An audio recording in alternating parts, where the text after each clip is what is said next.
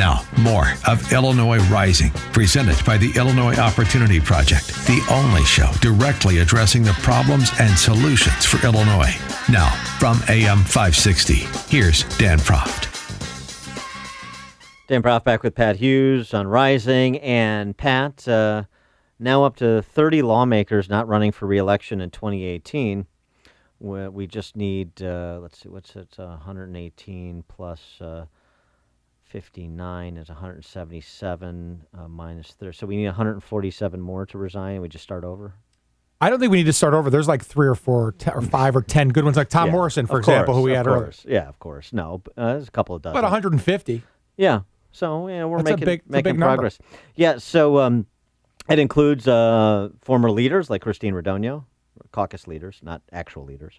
Don't you miss her, Dan? Don't you miss Christine Radogno? Yeah. My Lord. Every day. She is so bad. I'm going to miss Jim Durkin just as much. In addition to that, you've got Barbara Flynn Curry, who was majority leader for Speaker Madigan. She's gone.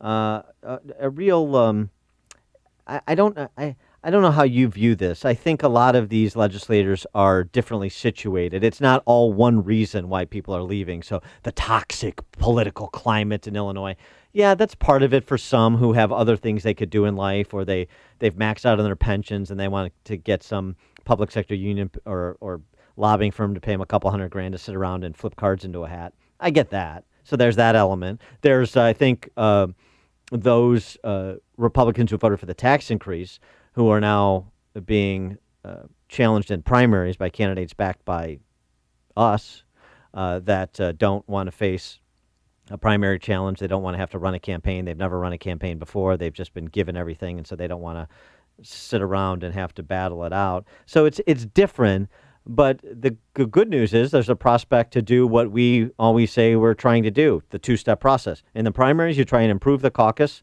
by getting better legislators in, safe Republican seats, for example. And in the general, you try and grow the caucus as it pertains to economic liberty-oriented legislators in both parties.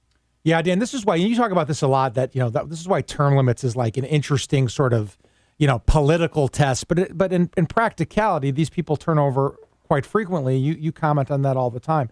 Look, this gives us an incredible opportunity. When I say us, I mean what we do in our private lives politically, but also people who care about the same things that we care about: economic liberty, growth, opportunity to turn our state around. There's a lot of opportunity here, first, like you said, on the Republican side, to replace failed legislators who have hurt the people of the state with good principled people that we've gone out and recruited and are going to support. And then there's a really good chance here, Dan, to pick up the 9 seats that are required. Because there's, in a lot of these 9 seats, the targets, there's a lot of open seats because some people are retiring in these open seats. There's a really good chance with good candidates and good messaging, which we are going to have, to pick up the 9 seats necessary to depose Madigan. There's a real chance at that. Can I tell you a fun pension story? I love fun pension stories. We should have a segment called Fun Pension Stories with like music or something. Yeah, that's a fun pension story. Is an oxymoron. Yeah, it is. Right.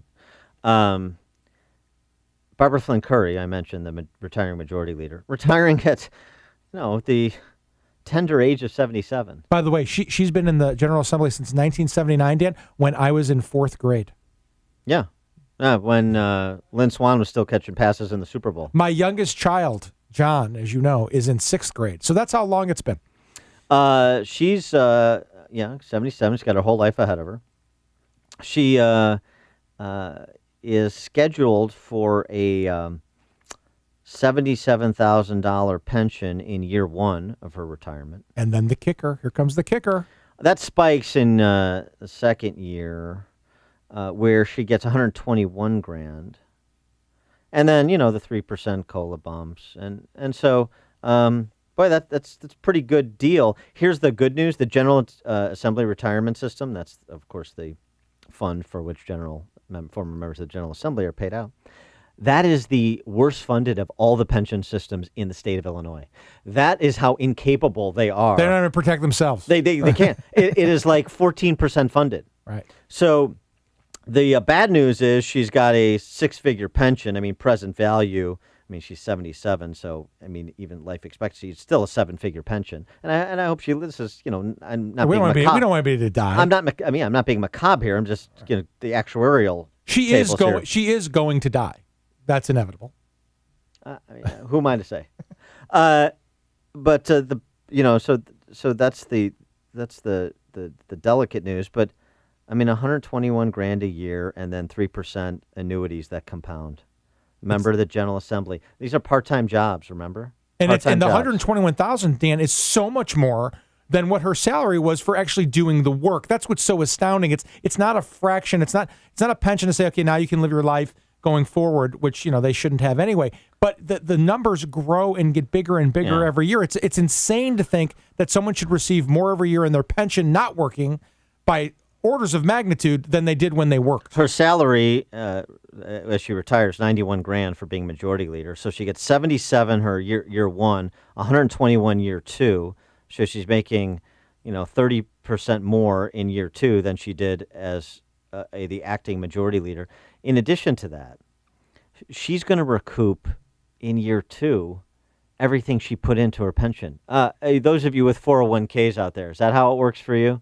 You're gonna get back everything that you set aside for your 401k in year two of your retirement.